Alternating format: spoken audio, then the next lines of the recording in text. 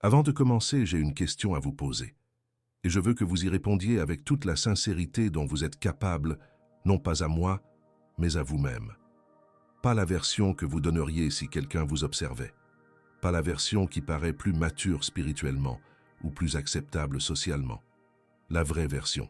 Celle qui existe en vous lorsque vous êtes seul et que le silence ne laisse aucune place aux excuses. La question est la suivante. Comment allez-vous vraiment? Non pas comme vous êtes dans la grâce de Dieu, béni et heureux, grâce soit rendue au Seigneur. Non pas avec le sourire que vous affichez quand on vous demande de quitter l'Église, mais comme vous êtes vraiment au plus profond de vous-même, dans cet espace auquel vous n'accédez que lorsque vous cessez de courir, lorsque votre téléphone se met en mode silencieux, lorsque votre emploi du temps vide vous oblige à vous retrouver face à vous-même. Parce qu'il est tout à fait possible que vous soyez ici à regarder cette vidéo portant en vous quelque chose que vous n'avez encore exprimé à personne. Et il est tout aussi possible que vous soyez arrivé ici parce qu'au fond de vous, une voix dit « J'ai besoin de quelque chose. Je ne sais pas exactement quoi, mais j'en ai besoin. » Dans ce cas, restez. Restez jusqu'au bout. Vous est-il déjà arrivé de vous réveiller le matin avec l'impression de porter le poids du monde sur vos épaules? Pas un poids imaginaire, pas une sensation passagère, mais cette pression réelle et tangible qui vous serre la poitrine avant même d'avoir posé le pied par terre? Ce genre de journée où, à peine avez-vous ouvert les yeux, que vous ressentez déjà l'épuisement de tout ce que vous aurez à porter dans les prochaines heures. Et une petite voix en vous se demande « Pourquoi continuer? Pourquoi se lever? Qu'est-ce qui sera différent aujourd'hui ?» Si vous vous êtes déjà senti ainsi, sachez que cette vidéo est pour vous. Pas pour la personne qui va bien, pas pour celle qui est au sommet, débordante de joie et de force. Cette vidéo est pour celle qui traverse une période difficile, qui passe une mauvaise journée, qui se demande où est Dieu dans tout cela. Et avant que vous ne pensiez que je vais vous réciter une liste de jolis versets et vous laisser repartir avec un message de motivation vide de sens, il faut que vous compreniez une chose. Ce ne sera pas le cas. Ce que je veux faire aujourd'hui, c'est aller au fond des choses. Aller là où la foi vit véritablement, là où elle est mise à l'épreuve, poussée à l'extrême, questionnée. Et pourtant, contre toute attente, elle demeure inébranlable. Car une foi qui n'a jamais sondé les profondeurs ne connaît pas la profondeur de la grâce de Dieu. Et la grâce de Dieu, mon ami, est infiniment plus profonde que vous ne l'imaginez. Alors respirez. Restez avec moi. Cette vidéo est peut-être exactement ce que vous aviez besoin d'entendre aujourd'hui. Imaginez une scène très précise. Un homme est assis par terre, en plein désert. Pas un désert métaphorique, non. Un vrai désert avec son sable brûlant, son soleil de plomb et un silence absolu. Cet homme vient de remporter l'une des plus grandes victoires spirituelles de l'histoire du peuple d'Israël. À lui seul, il a affronté 450 prophètes de Baal, a crié vers le Dieu vivant, et le feu est descendu du ciel. Du feu, du ciel, grâce à sa prière. Il a vu la puissance de Dieu se manifester d'une manière si claire et si indubitable que nul ne pouvait la nier. Et maintenant, ce même homme est assis par terre dans le désert, demandant à mourir. « Ça suffit, Seigneur. Prends ma vie, car je ne vaux pas mieux que mes parents. » Cet homme est Élie. La scène se trouve dans le premier livre des Rois, chapitre 19, versets 4 à 6. Ce que je veux que vous remarquiez dans cette scène, ce n'est pas la faiblesse d'Élie, mais la réponse de Dieu. Car lorsqu'Élie était au plus bas, épuisé, à bout de force, et qu'il avait déclaré à voix haute être trop fatigué pour continuer, Dieu ne l'a pas réprimandé. Dieu ne lui a pas dit « Quel dommage, Élie, après tout ce que j'ai fait pour toi ». Dieu n'est pas apparu pour lui faire la morale sur son ingratitude ou son manque de foi. Savez-vous ce que Dieu a fait? Un ange toucha l'épaule d'Élie et lui dit « Lève-toi et mange, car le voyage est trop long pour toi. Lève-toi et mange, car la route est trop longue pour toi. » Il n'y a aucun jugement dans cette phrase. Il n'y a aucun reproche. Il n'y a aucune exigence. Il y a de la bienveillance. Il y a la reconnaissance que le voyage est ardu. Il y a prévu exactement où se trouvait Élie. Et de là, Dieu ne l'a pas immédiatement ramené au lieu de la victoire. Dieu l'a nourri, lui a permis de se reposer et a marché avec lui tout au long du voyage. Lève-toi et mange, car la route est trop longue pour toi. Il n'y a aucun jugement dans cette phrase. Il n'y a aucun reproche. Il n'y a aucune exigence. Il y a de la bienveillance. Il y a la reconnaissance que le voyage est ardu. Il y a prévu exactement où se trouvait Élie. Et de là, Dieu ne l'a pas immédiatement ramené au lieu de la victoire. Dieu l'a nourri, lui a permis de se reposer et a marché avec lui tout au long du voyage. Mais je voudrais attirer votre attention sur un autre détail de cette histoire, souvent négligé. Après que l'ange lui eut apporté à manger et à boire, Élie mangea et se rendormit. L'ange le toucha de nouveau et lui dit « Lève-toi et mange, car le chemin est encore long pour toi. » À 2 reprises. Dieu ne le força pas à se lever et à retourner au combat immédiatement après le premier repas. Il lui permit de manger une seconde fois, et c'est seulement après cela qu'Élie entreprit le voyage de 40 jours jusqu'au mont Horeb. 40 jours. Dieu laissa du temps à Élie. Dieu lui laissa de l'espace. Dieu n'était pas pressé de le sortir de sa convalescence et de le remettre au service.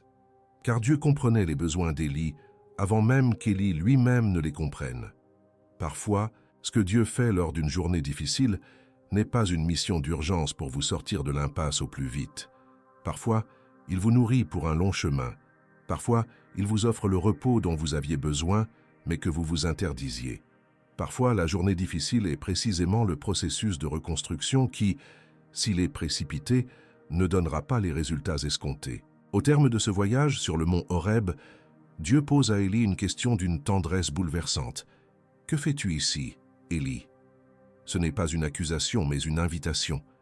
Dieu invite Élie à parler, et Élie se livre entièrement. « J'ai été plein de zèle pour le Seigneur, le Dieu Tout-Puissant.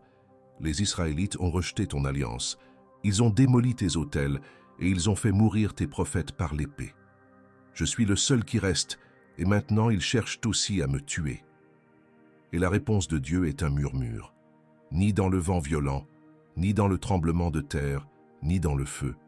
Une voix douce et délicate. L'hébreu dit « Kol demamar daka », ce qui pourrait se traduire par « la voix du doux silence ». Et c'est dans ce murmure qu'Élie rencontra Dieu.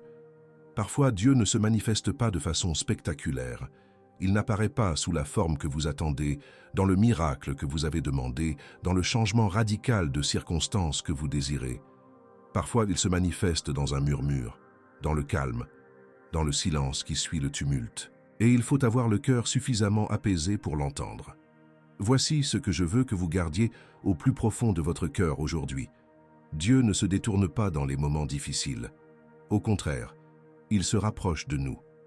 Mais avant d'approfondir cette vérité, je dois être honnête sur un point que beaucoup d'entre nous partagent sans même s'en rendre compte. Il existe en nous une théologie tacite, jamais explicitement prêchée en chair, mais qui influence silencieusement notre relation avec Dieu. Elle affirme « Je dois être en bonne santé pour pouvoir m'adresser à Dieu. Je dois avoir une foi inébranlable, prier assidûment, avoir un cœur pur, des pensées claires et une vie exemplaire. Ce n'est qu'alors que je suis digne de m'approcher de lui. Vous reconnaissez-vous en cela? Car je le reconnais en moi. Il existe un réflexe presque automatique qui nous pousse à nous éloigner de la présence de Dieu précisément au moment où nous en avons le plus besoin. Et la raison est simple. Les jours difficiles, nous nous sentons indignes. Nous nous sentons souillés. Nous nous sentons trop petits, trop brisés, trop faibles. Alors, au lieu de courir vers le seul lieu où se trouve la véritable guérison, nous nous replions sur nous-mêmes. Nous nous isolons. Nous essayons de résoudre nos problèmes seuls, de nous rétablir seuls, de trouver la force seuls, pour finalement, une fois que nous nous sentons mieux, retourner vers Dieu. Et savez-vous ce que cette mentalité engendre? Elle nous prive de la protection divine précisément au moment où nous sommes le plus vulnérables. C'est comme si une personne gravement blessée décidait de se soigner d'abord avant d'aller chez le médecin. Est-ce logique? Non. Et pourtant, c'est exactement ce que beaucoup d'entre nous font chaque jour dans la dimension spirituelle. Le psaume 34, verset 18, est l'un des versets les plus radicaux de toute la Bible, et ce radical tient précisément à sa simplicité. David écrit « L'Éternel est près de ceux qui ont le cœur brisé. Il sauve ceux qui ont l'esprit abattu. » Relisez « Près de ceux qui ont le cœur brisé. » Non pas près des cœurs forts, non pas près des résolus, non pas près de ceux dont la foi est grande, près de ceux qui ont le cœur brisé, près des abattus, près de ceux qui sont à terre. Cela bouleverse complètement la logique que la plupart d'entre nous avons apprise sur notre relation avec Dieu. Il ne s'agit pas de tolérer notre faiblesse en attendant que nous devenions forts, mais bien de se tourner activement vers elle. Un cœur brisé crée une brèche qu'un cœur endurci ne peut ouvrir. Lorsque vous atteignez enfin le point de rupture, lorsque vos défenses s'effondrent, lorsque votre masque tombe, lorsque vous n'avez plus la force de faire semblant d'aller bien, vous êtes précisément dans la position où la grâce de Dieu peut vous pénétrer sans résistance. Considérons la parabole du fils prodigue. Le fils quitte la maison, dilapide tout, touche le fond, et la Bible dit que, reprenant ses esprits, il décide de retourner auprès de son père. Et alors qu'il est encore loin, son père l'aperçoit. Le père court vers lui. Le père l'embrasse avant même qu'il ait fini de prononcer le discours de repentance qu'il avait préparé. Le père réclame à grands cris des vêtements, des sandales, une bague, un festin. Et il y a festin. Pourquoi? Parce que ce qui était perdu a été retrouvé. Ce qui était mort est revenu à la vie. Le fils ne revint pas auprès de son père après sa guérison. Il revint tel qu'il était, souillé, honteux, empestant le porc, anéanti. Et c'est précisément ainsi que le père le reçut. Non pas après une transformation personnelle, mais au plus fort de sa détresse, au plus profond de sa chute. Le fils ne revint pas auprès de son père après sa guérison. Il revint tel qu'il était, souillé, honteux, empestant le porc, anéanti. Et c'est précisément ainsi que le père le reçut. Non pas après une transformation personnelle, mais au plus fort de sa détresse, au plus profond de sa chute. Il y a quelque chose à dire sur le frère aîné dans cette parabole, car beaucoup d'entre nous le sont sans le savoir. Le frère aîné fut exclu de la fête, il était rongé par le ressentiment, car toute sa vie avait été marquée par l'effort, l'obéissance, la volonté de gagner l'amour de son père par ses performances. Et lorsqu'il vit son père célébrer le frère qui avait tout gâché, il ne put se joindre à la fête. Non pas que son père ne l'aimait pas, mais parce qu'il n'avait jamais vraiment compris que l'amour de son père n'était pas une récompense pour une bonne conduite. Il était gratuit, il était inconditionnel, il était éternel. Le père part à la recherche du fils prodigue. Il part aussi à la recherche du frère aîné. Pour tous deux, l'invitation est la même. Entre, la fête est aussi pour toi. Pour le fils prodigue, la célébration marque son retour. Pour le fils obéissant, l'invitation est l'occasion pour lui de comprendre enfin qu'il n'a pas besoin de mériter ce qui lui a toujours appartenu. Lequel de ces deux états d'âme êtes-vous aujourd'hui? Êtes-vous en train de revenir après vous être éloigné, honteux, et craignant que l'amour dont vous vous souvenez n'existe plus? Ou bien êtes-vous à l'écart, remplissant vos obligations mais incapable de trouver le repos dans l'amour inconditionnel du Père, pensant devoir mériter ce que Dieu veut simplement vous donner? Pour tous les deux, la réponse est la même. Entrez. Il vous attend. La table est mise. L'amour est intact. Alors, si vous traversez une période difficile aujourd'hui, si vous portez un fardeau qui vous semble insurmontable, si vous vous demandez si Dieu se soucie encore de vous ou s'il vous a abandonné à cause de votre faiblesse, je veux vous le dire avec toute la clarté dont je suis capable. Courez vers lui, maintenant. Pas après vous être rétabli, pas après avoir résolu ce problème, maintenant, tel que vous êtes. Car c'est précisément maintenant, exactement comme ça, qu'il vous attend les bras ouverts. Mais soyons encore plus directs sur ce qui se passe lors d'une journée difficile, car il faut appeler les choses par leur nom pour les voir clairement. Une journée difficile se compose de plusieurs couches. Il y a d'abord l'épuisement physique, cette sensation de vide qui va au-delà du simple sommeil, qui ne disparaît pas après 8 heures de repos. Il y a ensuite l'accumulation des responsabilités, les engagements à tenir, les personnes qui comptent sur vous, les décisions à prendre. Enfin, il y a les soucis qui tournent en boucle dans votre tête, ces mêmes questions sans réponse facile qui surgissent matin, midi et soir, et même au beau milieu de la nuit quand vous vous réveillez et que le sommeil vous fuit. Et il y a une dimension encore plus profonde, souvent la plus difficile à nommer, la souffrance intérieure, le désir ardent de quelque chose ou de quelqu'un, la déception face à une situation qui ne s'est pas déroulée comme prévu, le sentiment d'avoir tout donné et de ne pas avoir été à la hauteur, le poids d'une relation qui bat de l'aile, l'angoisse de ne savoir quelle voie emprunter, le chagrin d'une vie rêvée qui ne s'est jamais réalisée. Et lorsque toutes ces couches se superposent, le même jour, que se passe-t-il? l'esprit se met à faire quelque chose de très dangereux. Il généralise. Il s'approprie le poids de cette journée et le transforme en une conclusion qui s'applique à toute votre vie. Je suis toujours comme ça. Ça ne s'arrange jamais. Ma vie est toujours comme ça. J'ai toujours fait des erreurs. Ce sera toujours difficile. C'est mon destin. Et c'est là qu'intervient l'un des principes les plus importants que je souhaite partager avec vous aujourd'hui. Une journée difficile ne signifie pas que votre vie entière est réduite à néant. Relisez-le. Une mauvaise journée ne résume pas toute votre vie. La journée difficile est bien réelle. La douleur est bien réelle. L'épuisement est bien réel. Je ne minimise rien de tout cela. Mais il y a une énorme différence entre « je traverse une période difficile » et « ma vie est une tragédie ». Il y a une énorme différence entre « aujourd'hui est très difficile » et « ce sera toujours comme ça ». Et lorsque notre esprit confond cette différence, lorsque nous laissons le poids du jour devenir notre identité, un récit permanent de qui nous sommes et de ce qu'est notre vie, alors oui, la souffrance passe de passagère à chronique. Le livre des Proverbes, 4.23, dit « Garde ton cœur plus que tout, car c'est de lui que jaillissent les sources de la vie. » Protégez votre cœur. Que signifie protéger son cœur? Cela signifie veiller sur ce que vous y laissez entrer. Cela signifie prendre soin des pensées que vous nourrissez. Cela signifie choisir consciemment le récit que vous laissez s'enraciner en vous. Car ce qui pénètre dans votre cœur façonne votre vision du monde. Cela façonne votre vision de vous-même, votre vision de Dieu, votre vision de l'avenir, votre vision des possibles. Le livre des Proverbes 4.23 dit « Garde ton cœur plus que tout, car c'est de lui que jaillissent les sources de la vie. » Protégez votre cœur. Que signifie protéger son cœur? Cela signifie veiller sur ce que vous y laissez entrer. Cela signifie prendre soin des pensées que vous nourrissez. Cela signifie choisir consciemment le récit que vous laissez s'enraciner en vous. Car ce qui pénètre dans votre cœur façonne votre vision du monde. Cela façonne votre vision de vous-même, votre vision de Dieu, votre vision de l'avenir, votre vision des possibles. Et je tiens à être très précis sur la façon dont ce combat se déroule concrètement, car il n'est pas abstrait. Il se manifeste par des pensées concrètes, des moments précis, avec de vrais mots que vous vous adressez à vous-même. La bataille commence tôt, parfois même avant de sortir du lit.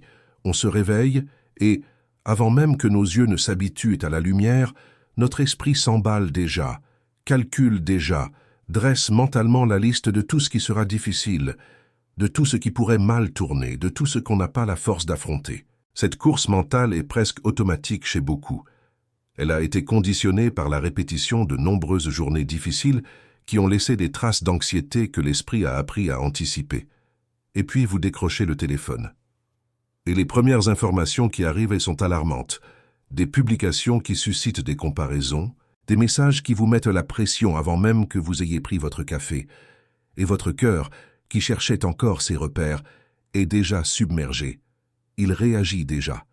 Il est déjà en mode défense ou effondrement avant même que la journée ait vraiment commencé. Protéger son cœur commence par contrôler ce que l'on laisse entrer en premier. Il ne s'agit pas d'ignorer la réalité ni de vivre dans une bulle de positivité artificielle. Il s'agit plutôt de dire que ce qui nous accueille en premier, au début de la journée, influence considérablement l'atmosphère émotionnelle et spirituelle du reste de la journée. Et vous avez plus de contrôle sur cela que vous ne le pensez. Que se passe-t-il si, avant de prendre votre téléphone, avant de consulter les actualités, avant d'ouvrir votre application de messagerie, vous consacriez 5 minutes, seulement 5 minutes, au silence, laissant la parole de Dieu être la première langue que votre cœur entend ce jour-là? Une promesse, une vérité sur qui il est et sur l'immensité de son amour pour vous, une perspective qui vient d'en haut et non des circonstances extérieures. Ce n'est pas une solution miracle. Cela ne transforme pas automatiquement une journée difficile en une journée facile. Mais cela pose des bases solides. Cela jette l'ancre avant que la tempête ne se lève. Cela rappelle à votre cœur, avant que la journée ne tente de vous convaincre du contraire, qu'il existe une réalité qui dépasse les circonstances immédiates et que cette réalité est régie par celui qui vous aime et qui a le pouvoir sur ce que vous ne pouvez contrôler. Si vous laissez le poids d'une journée difficile s'installer dans votre cœur comme une vérité immuable sur votre vie, il commence à tout imprégner. La foi paraît naïve, l'espoir semble illusoire, les promesses de Dieu semblent lointaines, voire impossibles, et le chemin qui aurait pu durer un temps déterminé s'étire indéfiniment, car la difficulté a cessé d'être une phase passagère pour devenir une part intégrante de votre identité. Alors, comment protéger son cœur lors d'une journée difficile? Non pas en faisant semblant d'aller bien, non pas en refoulant ses émotions, non pas en affichant un sourire forcé et en récitant des versets comme s'il s'agissait d'une formule magique. Protéger son cœur commence par l'honnêteté. Cela commence par nommer ce que l'on ressent sans laisser ce sentiment définir qui l'on est ni quel sera notre destin. Je suis épuisé, j'ai peur, je suis déçu, j'ai mal. Ces affirmations décrivent ce que vous ressentez en ce moment. Elles sont différentes de « je suis voué à l'échec »,« Dieu ne m'aime pas »,« rien ne changera »,« je suis dans une impasse ». Les premières décrivent une expérience passagère, les secondes érigent une prison. Et ici, il nous faut parler d'un sujet que la religion a souvent déformé de manière plutôt néfaste, les émotions.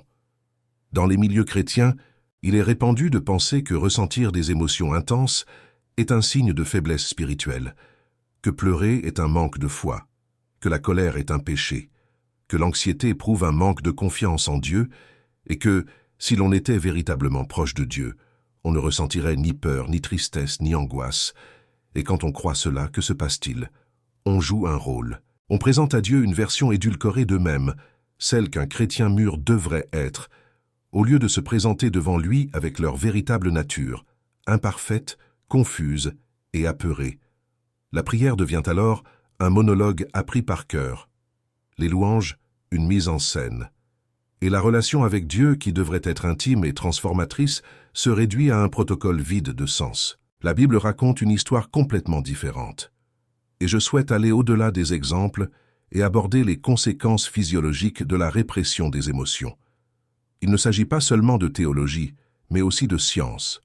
Lorsqu'on ressent une émotion forte et qu'on ne l'exprime pas, qu'on la refoule, qu'on la dissimule derrière un sourire ou une formule religieuse, elle ne disparaît pas. Elle se loge, elle reste ancrée dans le corps.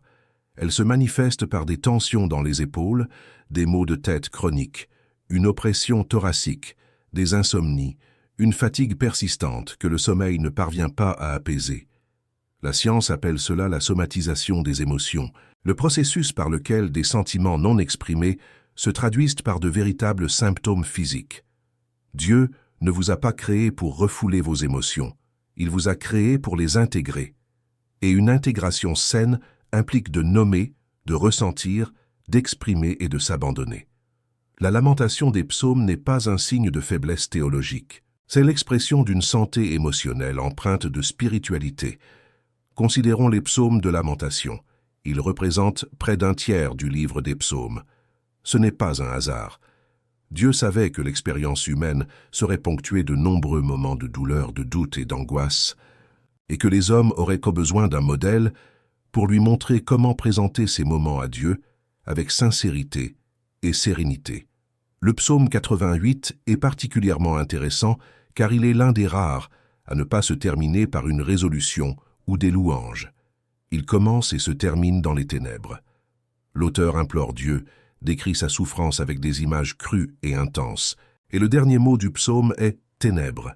C'est un psaume sans résolution apparente, et le fait qu'il figure dans le canon des Écritures est très significatif. Dieu n'a pas peur de votre douleur non résolue. Il n'a pas besoin que vous enrobiez tout d'un joli ruban de louanges pour que votre prière soit exaucée. Vous pouvez vous présenter devant lui avec le psaume 88, avec les ténèbres qui demeurent, avec les questions sans réponse, avec un cœur brisé qui n'est pas encore guéri. Il vous accueille. Il est là, dans les ténèbres, avec vous. David, homme selon le cœur de Dieu, a écrit des psaumes qui expriment à cœur ouvert des crises émotionnelles profondes. « Jusqu'à quand, Seigneur, m'oublieras-tu pour toujours » Psaume 13. « Mon Dieu, pourquoi m'as-tu abandonné » Psaume 22. Et c'est cette même phrase que Jésus prononce sur la croix. Jérémie pleura tant qu'on l'appelle le prophète des larmes. Job exprima sa douleur avec une telle force, une telle sincérité, que ses amis furent scandalisés. Pourtant, c'est Job lui-même qui reçut l'approbation divine, et non ceux qui défendaient une image de Dieu contraire à sa réalité. Jésus lui-même, au jardin de Gethsémani, dit à ses disciples, « Mon âme est accablée de tristesse jusqu'à la mort. » Ce n'était pas un manque de foi, mais la réalité de l'âme humaine exprimant l'intensité de ce qu'elle ressentait. Et peu après, Jésus pria, « Père, s'il est possible, que cette coupe s'éloigne de moi. Toutefois, non pas ce que je veux, mais ce que tu veux. » Voilà le modèle. L'émotion sincère, sans filtre, sans mise en scène, sans vernis religieux. « Père, je le ressens. J'ai peur. Je ne veux pas vivre ça. » Et en même temps, l'abandon. « Mais que ta volonté soit faite, pas la mienne. » Le psaume 55, verset 22 dit « Remets ton fardeau à l'Éternel et il te soutiendra. » Et le psaume 62, verset 8 ajoute « Espérez en lui en tout temps, ô peuple. Répandez devant lui vos cœurs, car Dieu est notre refuge. Ouvrez-lui votre cœur, pas seulement une partie, pas seulement la plus belle. Ouvrez-lui tout votre cœur, avec tout ce qu'il contient, vos doutes, vos angoisses, vos frustrations, vos peurs, vos questions que vous n'oseriez même pas poser à voix haute à quiconque.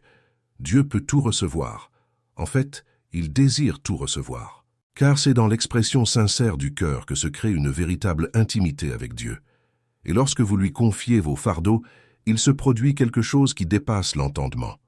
Ce ne sont pas les problèmes qui disparaissent instantanément, ni les circonstances qui changent du jour au lendemain. C'est la paix qui s'installe, une paix que Philippiens 4, 6, 7 décrit ainsi. Ne vous inquiétez de rien, mais en toute chose par la prière et la supplication, avec des actions de grâce, faites connaître à Dieu vos demandes. Et la paix de Dieu, qui surpasse toute intelligence, gardera vos cœurs et vos pensées en Jésus-Christ. Et lorsque vous lui confiez vos fardeaux, il se produit quelque chose qui dépasse l'entendement. Ce ne sont pas les problèmes qui disparaissent instantanément, ni les circonstances qui changent du jour au lendemain. C'est la paix qui s'installe. Une paix que Philippiens 4, 6, 7 décrit ainsi. « Ne vous inquiétez de rien, mais en toute chose, par la prière et la supplication, avec des actions de grâce, faites connaître à Dieu vos demandes. Et la paix de Dieu, qui surpasse toute intelligence, gardera vos cœurs et vos pensées en Jésus-Christ. » Je voudrais attirer votre attention sur un point précis de ce texte. Paul dit « Ne vous inquiétez de rien ».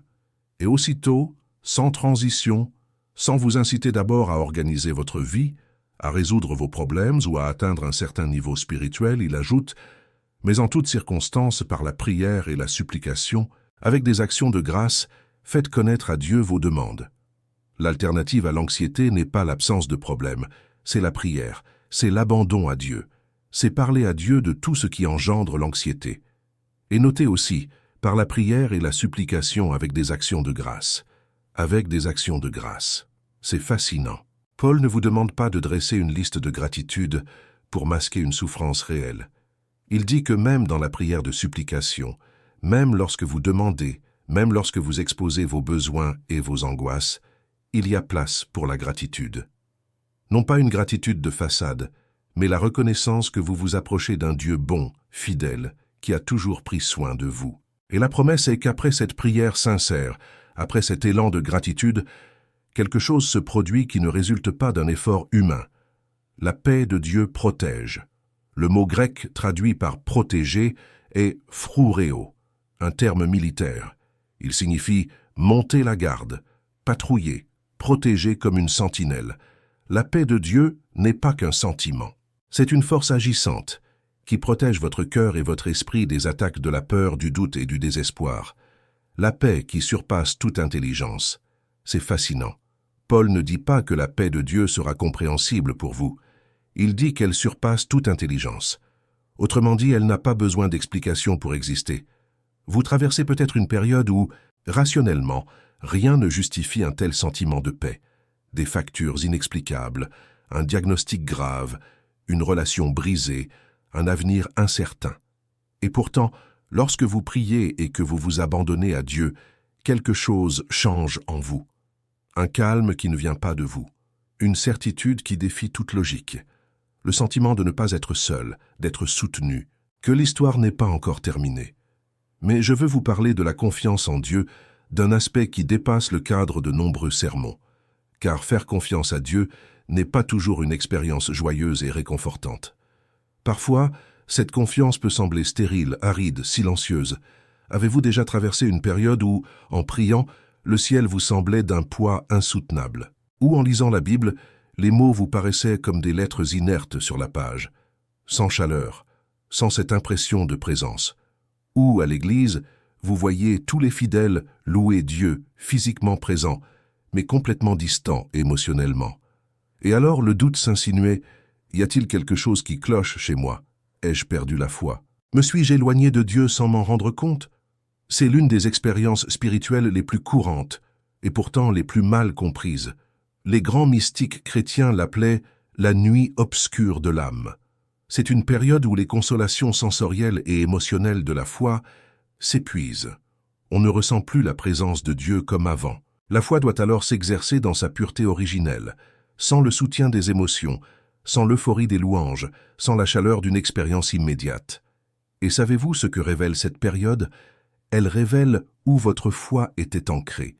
Si elle était ancrée dans les émotions, les expériences, les sensations, elle vacillera en l'absence de ces sensations. Mais si elle était ancrée dans l'immuabilité du caractère de Dieu, dans ses promesses qui ne dépendent pas de vos sentiments, dans la vérité qu'il est le même hier, aujourd'hui et éternellement, alors vous pourrez traverser l'aridité sans vous perdre, car votre ancre ne repose pas sur l'océan des expériences, mais sur le roc de la révélation. La véritable foi se manifeste précisément lorsqu'on choisit de faire confiance même dans la fatigue. Non seulement quand tout va bien, non seulement quand les louanges sont faciles, non seulement quand la prière est spontanée, non seulement quand on ressent la présence de Dieu comme une nuée qui descend. La foi qui résiste à l'épreuve est celle qui dit « Je ne ressens rien en ce moment, mais je sais qui il est. Je ne comprends pas ce qui se passe, mais je sais qu'il est aux commandes. Je suis épuisé, mais je choisis de faire confiance, non pas parce que j'en ai envie, mais parce qu'il est digne de confiance. » Il ne s'agit pas de nier la réalité. Il s'agit de la décision la plus courageuse qu'un être humain puisse prendre. Faire confiance à Dieu en l'absence de toute preuve émotionnelle. Considérons l'histoire de Joseph. Ce jeune homme reçut un rêve divin, un rêve magnifique et grandiose qui lui annonçait une destinée et un rôle de leader. Que se passa-t-il juste après ce rêve? Ses propres frères le jetèrent dans une citerne, puis le vendirent comme esclave. Emmené en Égypte, séparé de tout ce qu'il connaissait et aimait, il fut vendu comme une marchandise. Fidèle au service de Potiphar, il fut accusé à tort et emprisonné pour un crime qu'il n'avait pas commis. Il y resta des années. Il aida les chansons du Pharaon, implora son souvenir, mais celui-ci l'oublia pendant 2 ans. Et ici, nous devons faire une pause un instant et vraiment nous mettre à la place de Joseph, car la distance historique et la familiarité avec l'histoire peuvent nous faire perdre de vue le poids émotionnel de ce qu'il a vécu. Imaginez ceci. Imaginez avoir reçu une promesse de Dieu, une vision claire, un rêve saisissant, une parole dont vous savez qu'elle vient d'en haut. Et vous avez partagé cette promesse avec vos proches, espérant leur soutien, leur joie, leurs encouragements. Et au lieu de cela, ils vous ont regardé avec dédain, avec une envie déguisée en critique, avec une hostilité dissimulée sous des airs de sollicitude. Et finalement, au lieu de vous soutenir, ils vous ont trahi de la pire des manières. Le ressens-tu? La cruauté particulière d'être trahi par les siens, d'être jeté dans l'abîme par ceux qui auraient dû être ton refuge, de voir ta propre famille devenir la source de ta plus grande souffrance. Imaginez maintenant que vous ayez survécu, qu'on vous ait repêché du puits, mais au lieu d'être sauvé, on vous a vendu. Qu'à la fin de la journée, vous soyez devenu la propriété de quelqu'un d'autre. Que vous ayez passé la nuit sans savoir ce que l'avenir vous réservait. Votre avenir totalement hors de votre contrôle, entre les mains de gens qui ne vous voyaient que comme une marchandise. Et puis après des années de loyaux services, après avoir fait preuve d'intégrité, après avoir bâti une réputation de fiabilité, vous avez été accusé de quelque chose que vous n'aviez pas fait. Un mensonge fabriqué de toutes pièces par quelqu'un qui aurait dû vous respecter. Un piège tendu à votre encontre, impossible à déjouer. Et vous avez fini en prison. Chacun de ces événements aurait pu anéantir la foi de n'importe qui.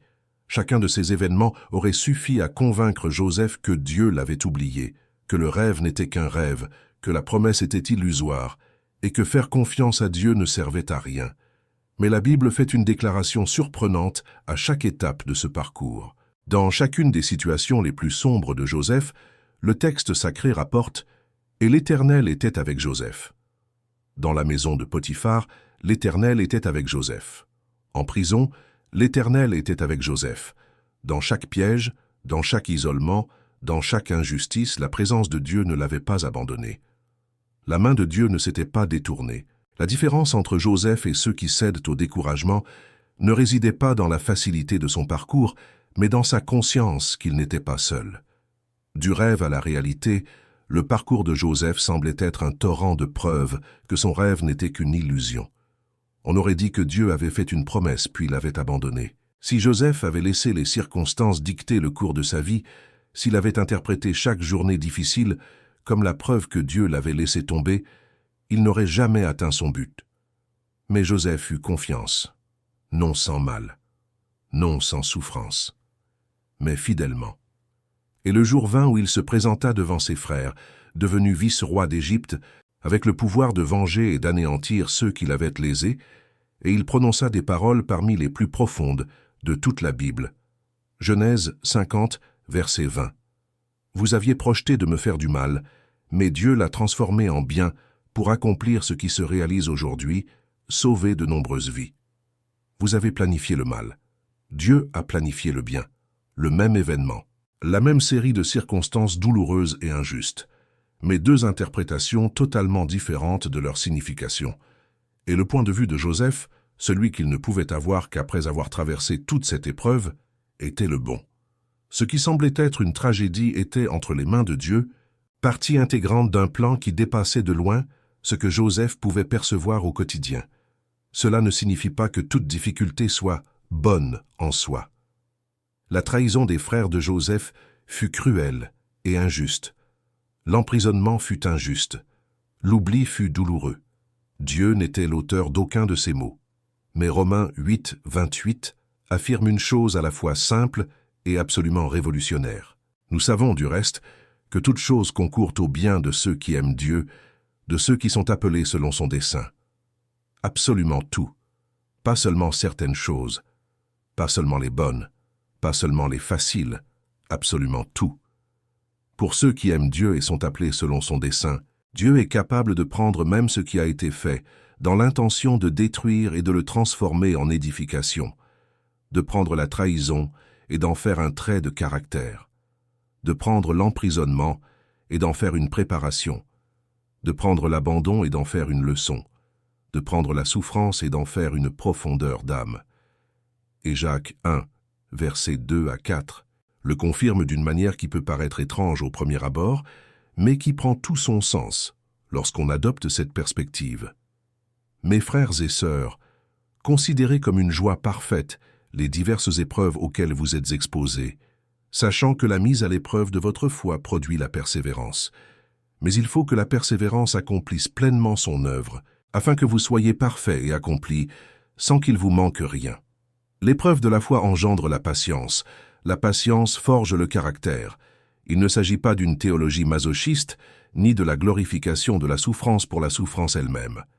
Il s'agit d'affirmer que lorsqu'on traverse une journée difficile, en gardant les yeux fixés sur Dieu, lorsqu'on choisit de faire confiance plutôt que d'abandonner, lorsqu'on décide de ne pas laisser ce mauvais moment s'ancrer durablement en soi, quelque chose se forme en nous d'une manière qui ne peut se former autrement.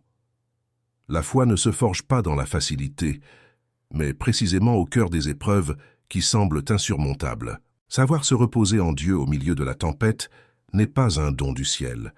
C'est un accomplissement forgé dans l'obscurité de nombreuses nuits intérieures, en surmontant de nombreux moments où l'on aurait voulu abandonner et où le choix était de persévérer. Je voudrais maintenant aborder un sujet qui touche à l'un des points les plus délicats de l'expérience chrétienne dans les moments difficiles, la question de la souffrance comme punition. Car il y a une voix en beaucoup d'entre nous, surtout lorsque nous traversons une épreuve douloureuse qui murmure « Tu le mérites, c'est la conséquence de ton péché, Dieu te punit. Si tu étais une meilleure personne, un chrétien plus fidèle, un serviteur plus dévoué, cela ne t'arriverait pas. » Et cette voix n'est pas seulement intérieure, parfois elle vient de l'extérieur. Parfois elle vient de personnes qui, comme les amis de Job, tente d'expliquer la souffrance d'autrui par les manquements moraux et spirituels de la personne qui souffre. Si tu avais davantage prié, cela ne serait pas arrivé. Si tu avais eu plus de foi, tu aurais été guéri. Tu es attaqué parce qu'il y a quelque chose qui ne va pas dans ta vie. C'est une demi-vérité très dangereuse, car oui, les mauvais choix ont des conséquences naturelles et spirituelles.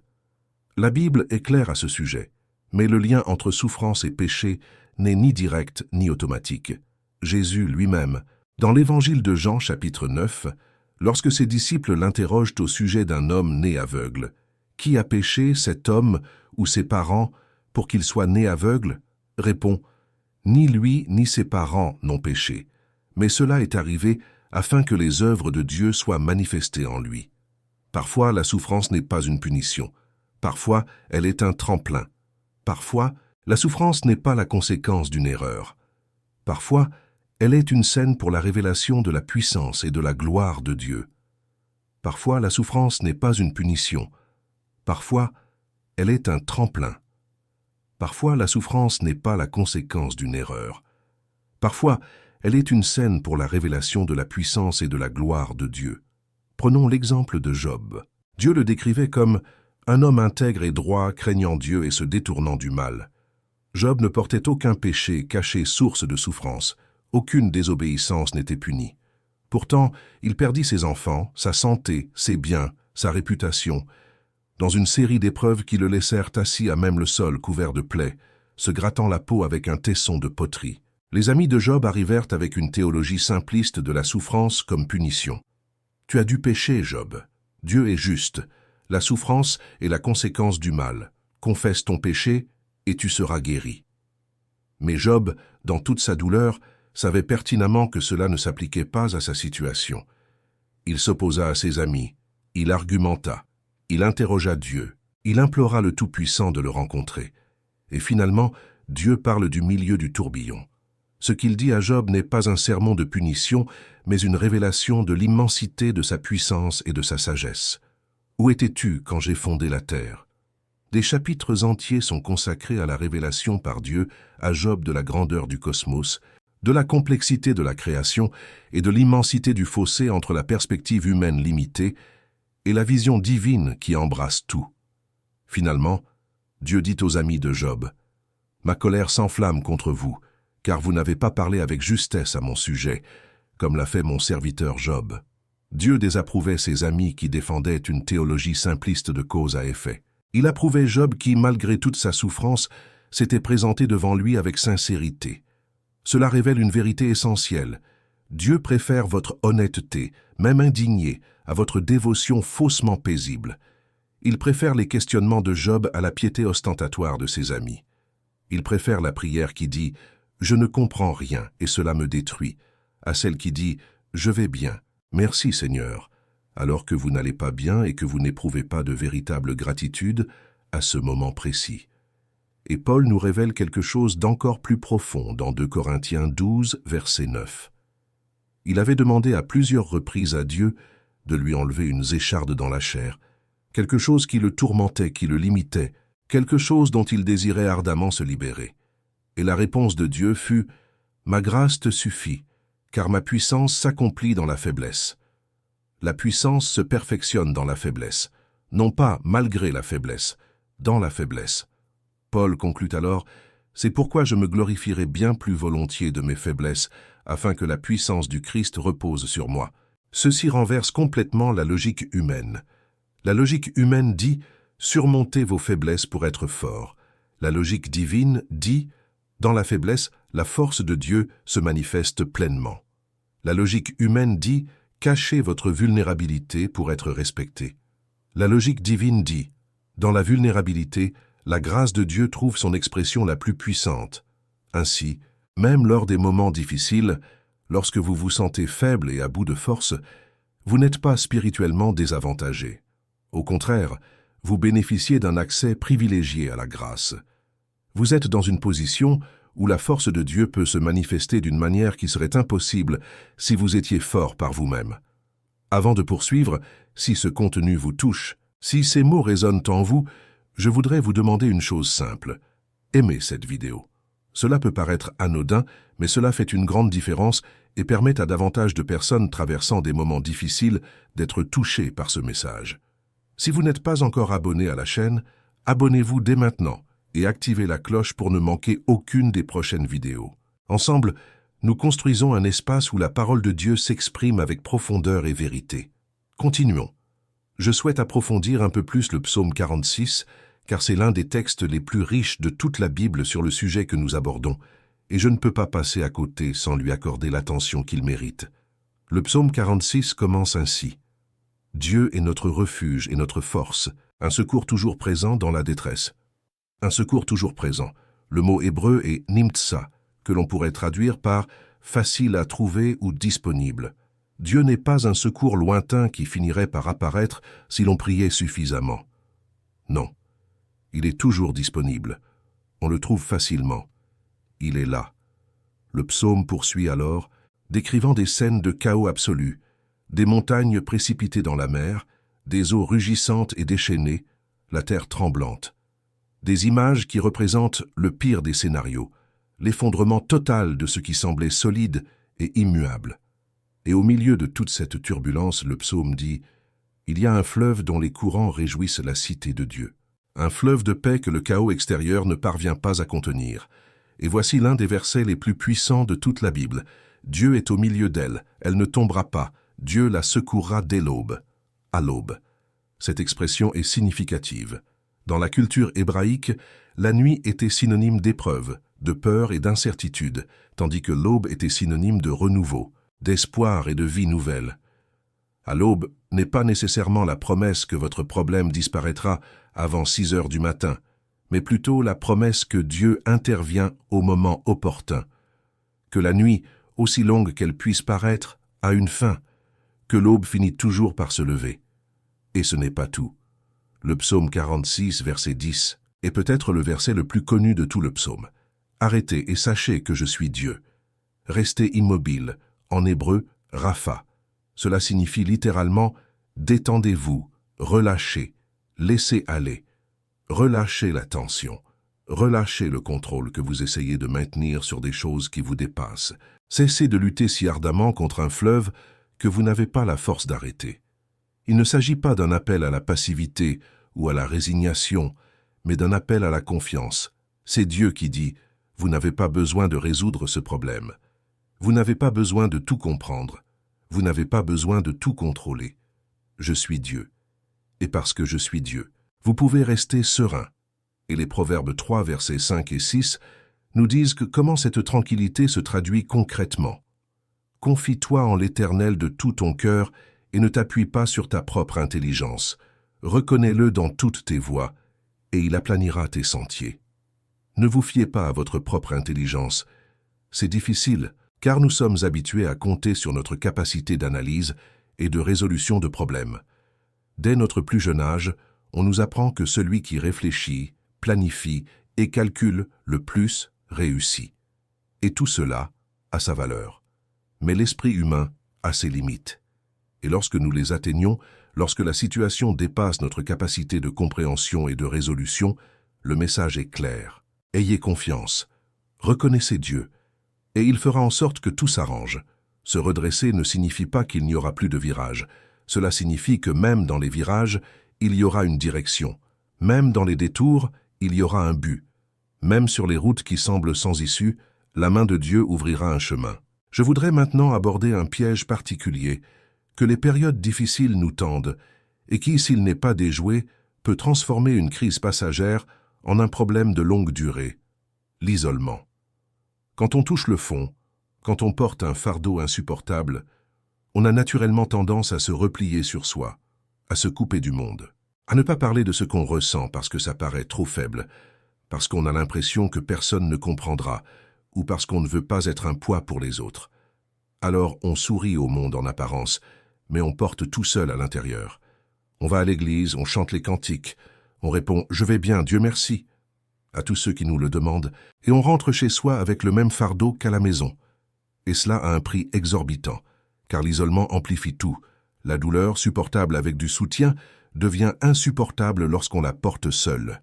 La peur qu'on pourrait confier à une personne de confiance se transforme en une ombre qui grandit dans le silence. Le doute qu'on pourrait examiner à la lumière de la parole avec un frère devient un gouffre qui vous engloutit quand vous êtes seul.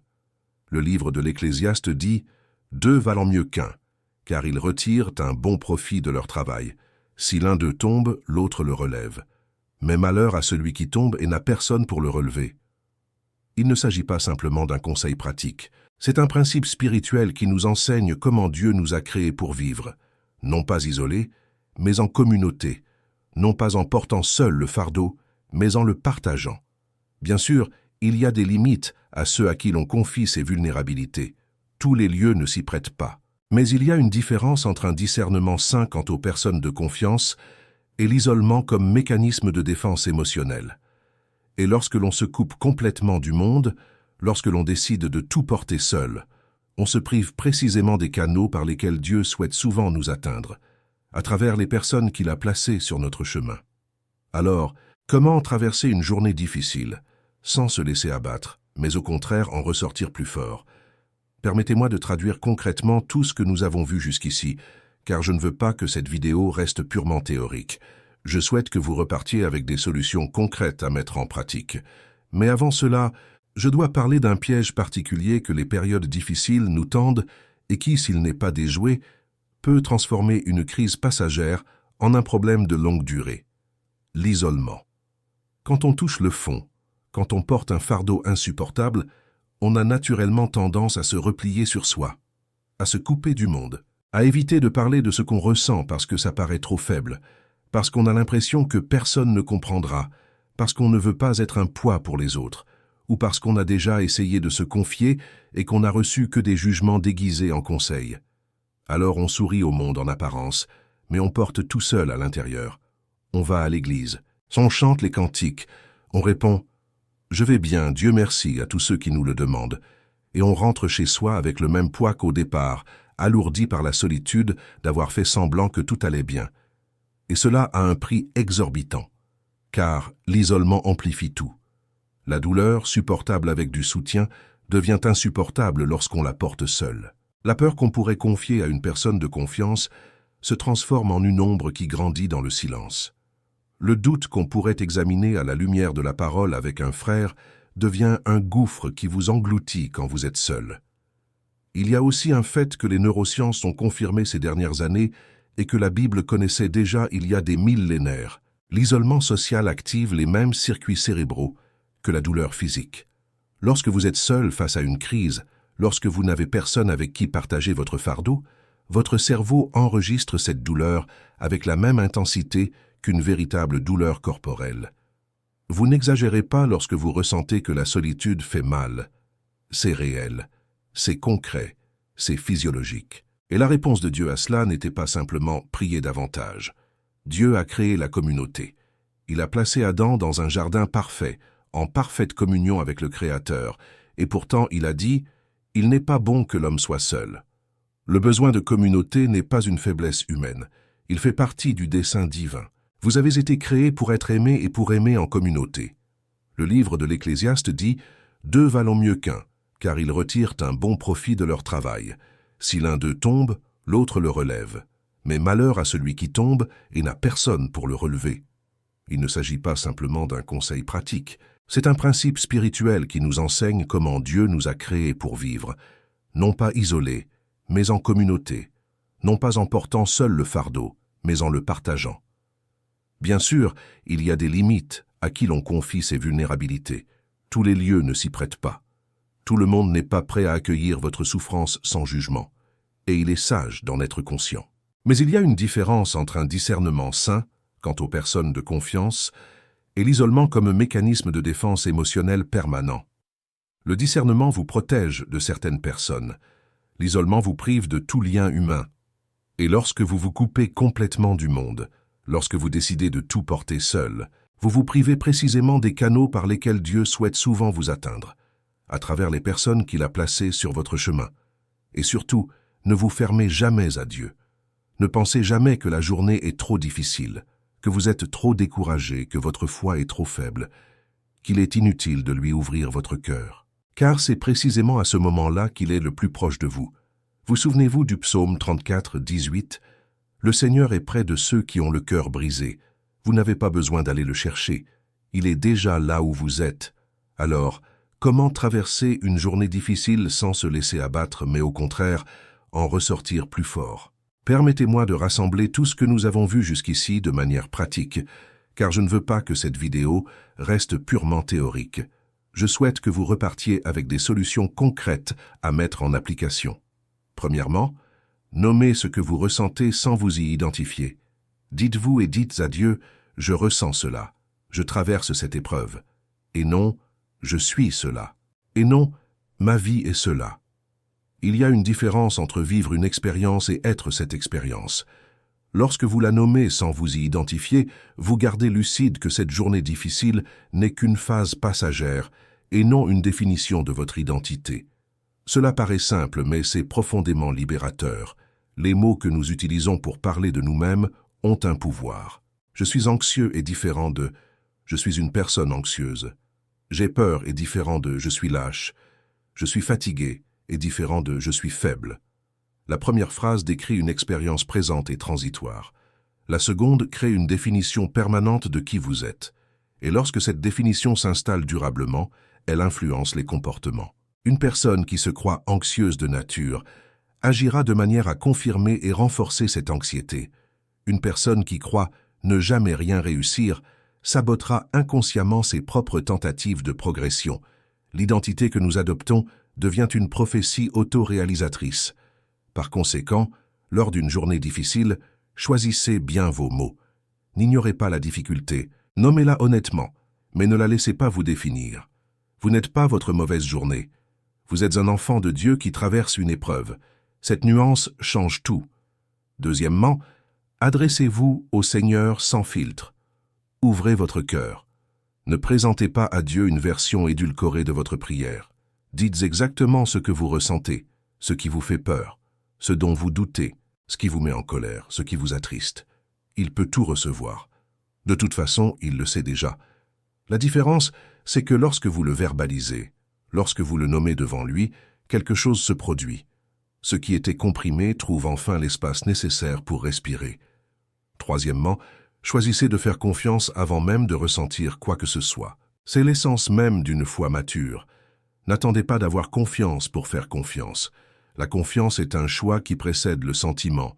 Vous pouvez ressentir une angoisse intense et pourtant dire à voix haute « Seigneur, je choisis de te faire confiance. » Non pas parce que je le ressens maintenant, mais parce que ta fidélité est inébranlable et que tes promesses sont vraies.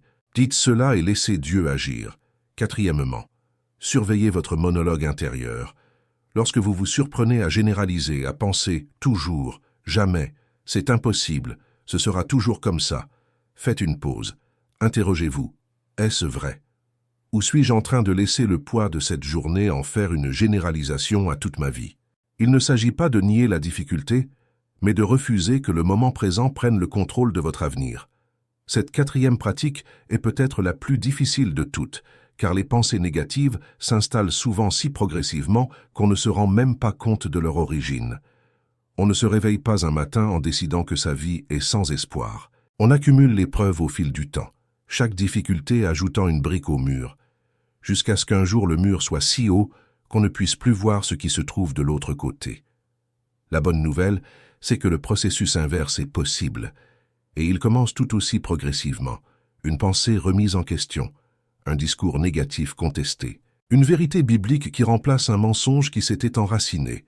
Ce n'est ni rapide ni linéaire, mais c'est réel. Et avec le temps, la persévérance, en s'appuyant sur la parole de Dieu comme miroir et comme encre, le récit commence à changer. Cinquièmement, souvenez-vous de ce que Dieu a déjà accompli. Le souvenir de la fidélité passée de Dieu est l'une des armes les plus puissantes contre le désespoir présent. Les Israélites ont été maintes fois exhortés à se souvenir de ce que Dieu avait fait pour eux en Égypte, dans le désert, et lors de leur entrée en terre promise. La mémoire spirituelle n'est pas de la nostalgie, c'est un ancrage. Au cœur de la tempête, se rappeler toutes les autres épreuves que Dieu nous a fait traverser en toute sécurité est un puissant remède au désespoir du moment. Avez-vous déjà pris le temps de noter les moments où Dieu a été fidèle dans votre vie? Non pas les grands miracles, ceux qui paraissent extraordinaires, Mais ces instants du quotidien où vous ne voyez aucune issue et où une solution s'est présentée, où vous étiez démunis et où des ressources sont arrivées, où vous étiez seul et où quelqu'un est apparu, où vous étiez sur le point d'abandonner et où une force inexplicable vous a soutenu. Cette liste, une fois écrite, une fois relue dans les moments difficiles, a le pouvoir de rappeler à votre cœur que la fidélité de Dieu n'est pas une théorie. Elle est ancrée dans la réalité. Elle est personnelle. Elle se vérifie dans votre propre cheminement. Sixièmement, ne vous isolez pas. Trouvez au moins une personne à qui vous pouvez parler honnêtement de ce que vous traversez. Il peut s'agir d'un ami de confiance, d'un guide spirituel, d'un proche ou d'un thérapeute. Vous n'avez pas besoin de tout raconter à tout le monde. Mais vous avez besoin d'au moins une voix extérieure qui puisse vous aider à garder les idées claires lorsque le chagrin altère votre propre perception. Et septièmement, et c'est peut-être le plus important, maintenir la continuité. L'une des plus grandes erreurs que nous commettons dans les moments difficiles est d'interrompre les pratiques spirituelles qui nous nourrissent. Nous cessons de lire la Bible parce que ça ne marche pas. Nous cessons de prier parce que Dieu ne semble pas répondre. Nous cessons d'aller à la communauté parce que nous n'en avons pas envie.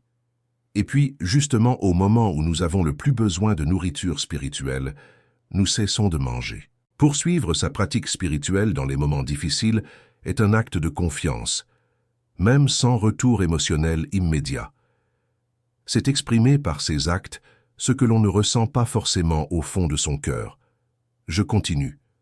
Je ne renonce pas. Je suis présent. Car Dieu est fidèle, même quand je n'en ai pas conscience. Et je vais vous révéler une vérité fondamentale sur la marche avec Dieu. Vous ne ressentirez pas toujours sa présence comme vous l'imaginez.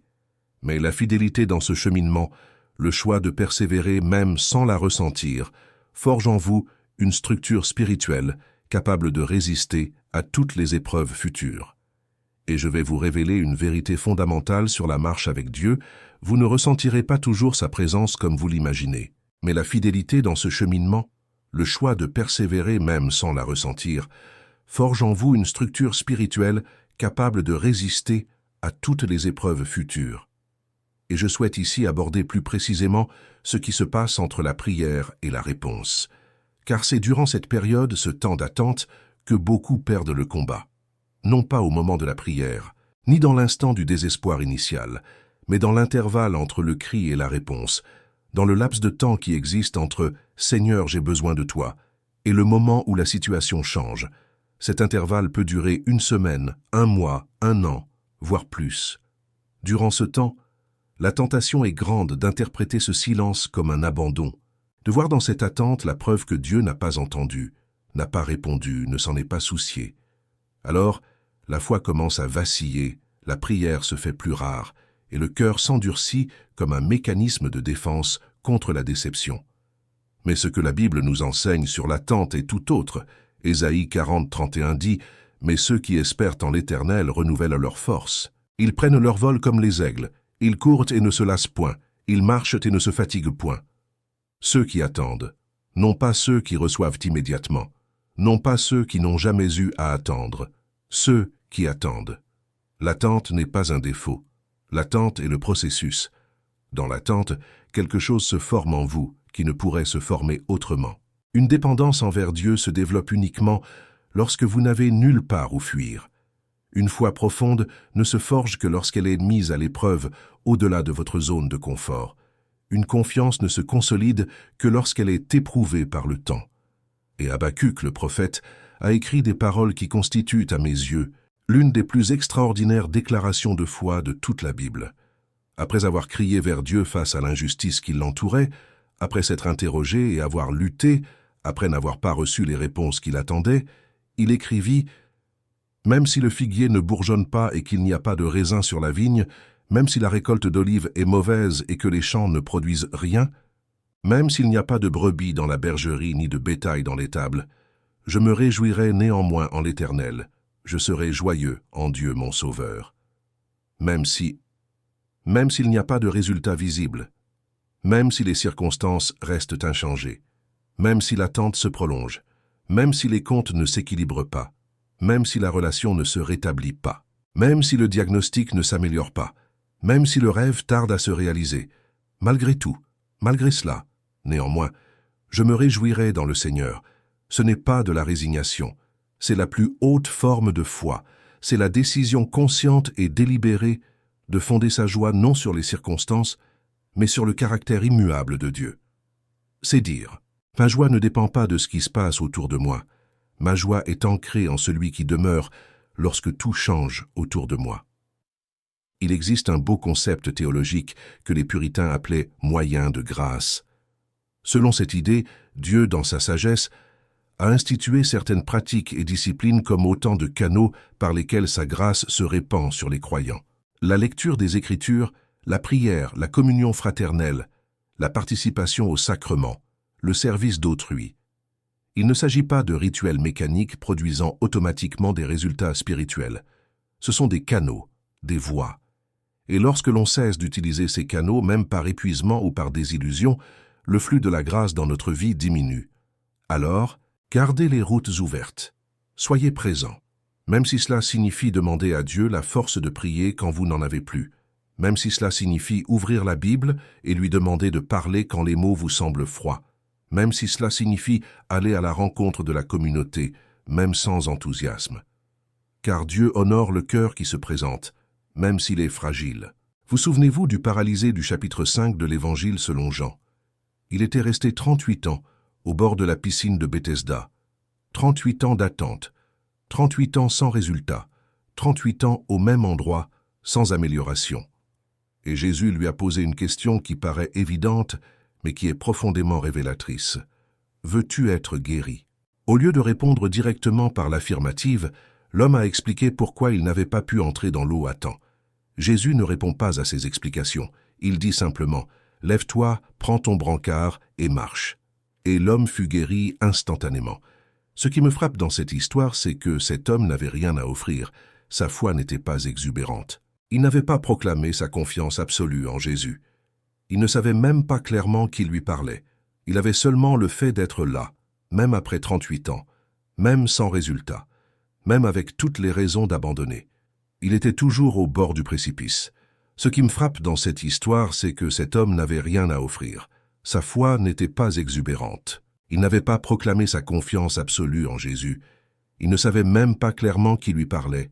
Il avait seulement le fait d'être là, même après 38 ans, même sans résultat, même avec toutes les raisons d'abandonner. Il était toujours au bord du précipice. Et je veux que vous imaginiez ce que chaque jour a dû être. Vous vous réveillez, et la première chose que vous ressentez, c'est le poids de votre corps, qui ne réagit pas comme il le devrait. Vous regardez le bassin. Vous avez entendu parler des guérisons. Vous avez vu d'autres personnes y entrer après le mouvement des eaux et en ressortir transformées.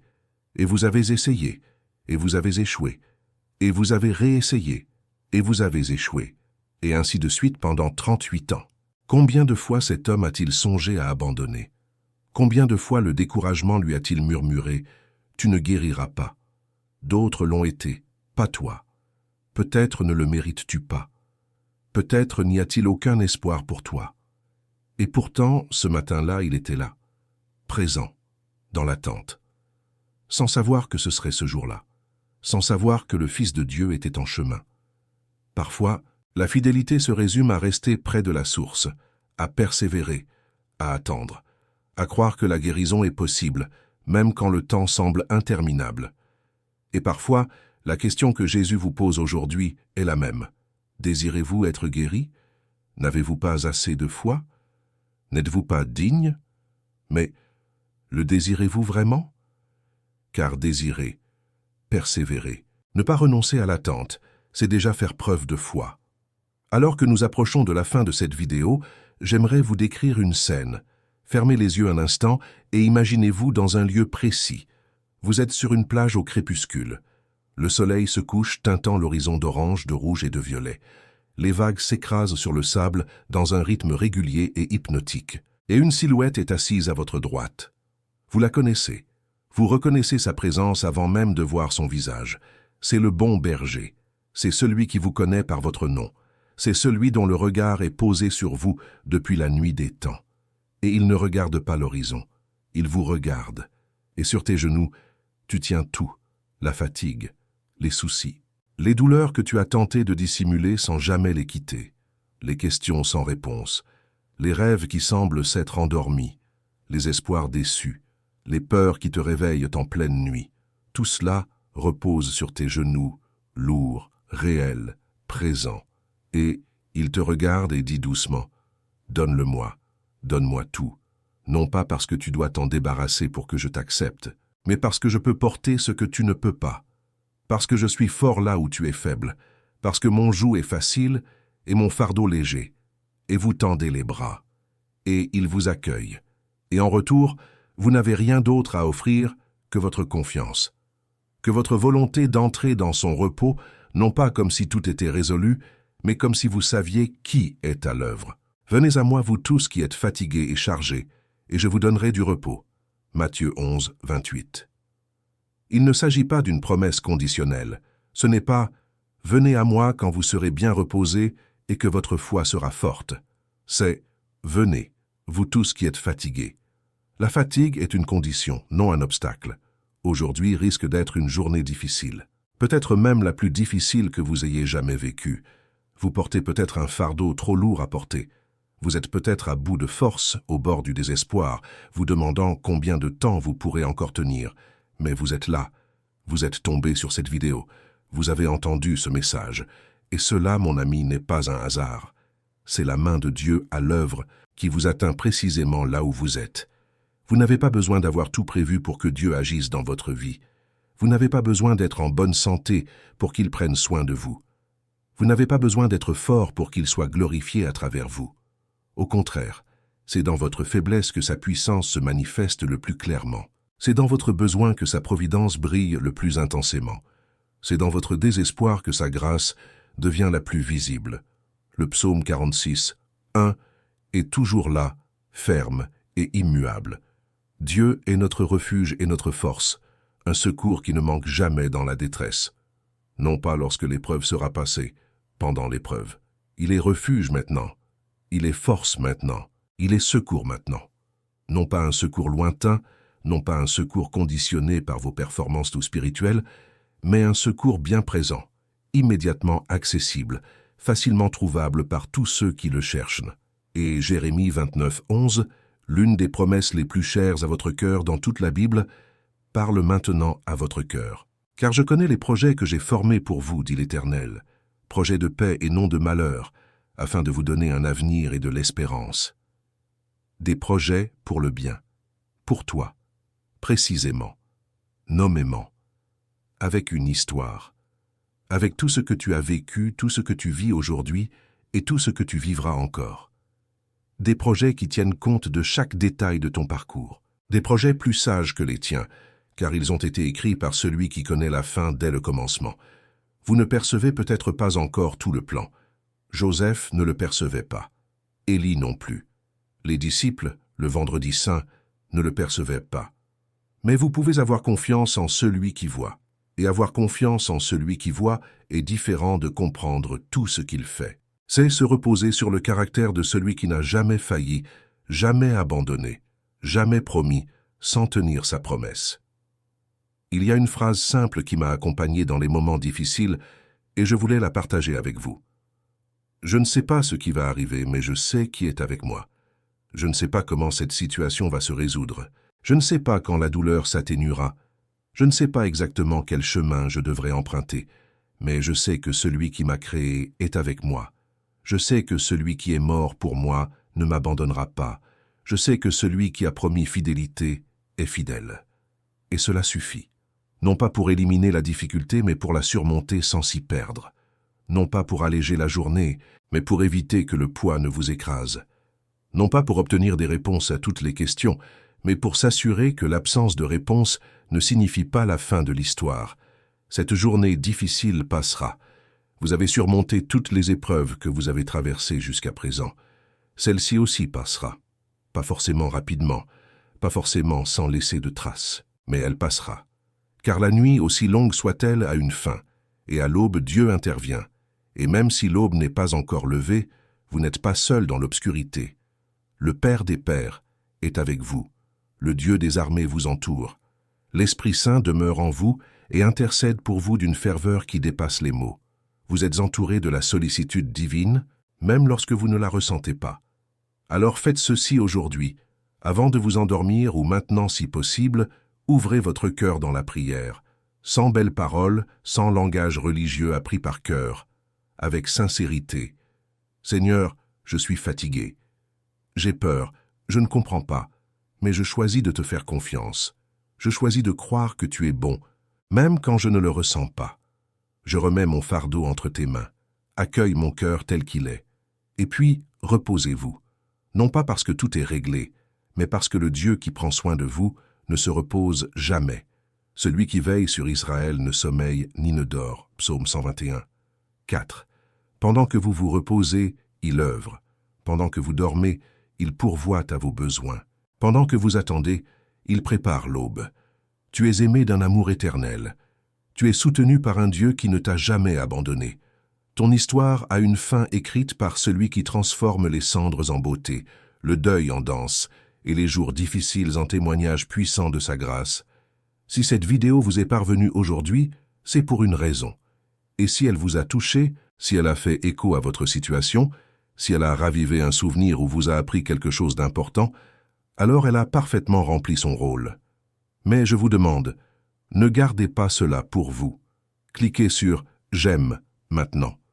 Ce simple geste permet à cette chaîne de toucher davantage de personnes qui, comme vous, traversent peut-être une période difficile et ont besoin d'entendre que Dieu ne les a pas abandonnés.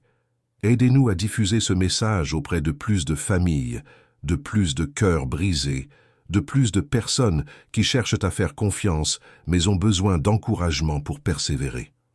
N'hésitez pas à commenter ci-dessous. Dites-moi, qu'est-ce qui, parmi tous les messages échangés aujourd'hui, vous a le plus touché? Quel verset a éclairé votre situation? Quelle leçon retiendrez-vous de ce message? Partagez vos réflexions dans les commentaires. Car vos commentaires ne sont pas qu'une simple interaction avec l'algorithme.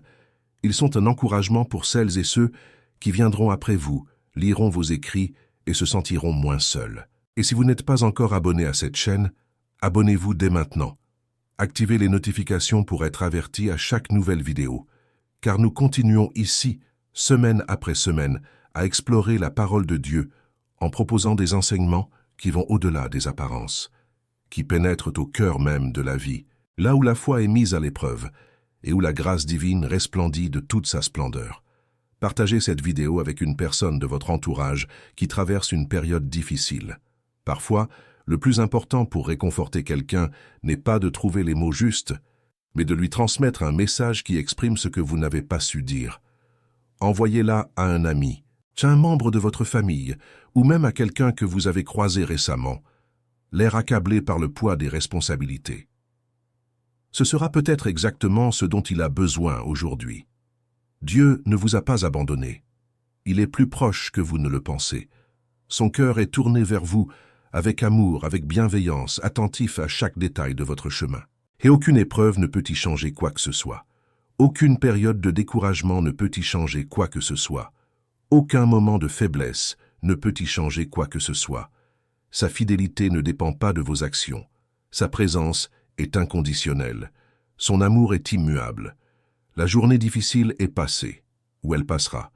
Et lorsque vous vous retournerez sur votre passé, en remontant le fil de votre vie, vous verrez la marque de la main de Dieu dans chacune des épreuves les plus sombres. Vous verrez comment il a pourvu à vos besoins quand tout semblait impossible. Comment il vous a soutenu quand vous étiez certain de tomber.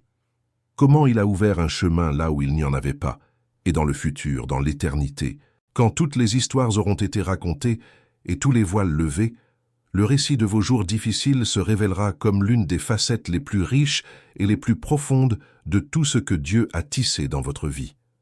Car les jours difficiles, vécus avec Dieu, font naître la meilleure version de vous-même. À bientôt pour une nouvelle vidéo. Que le Seigneur, notre refuge et notre force, notre secours toujours présent dans la détresse, vous accompagne à chaque instant.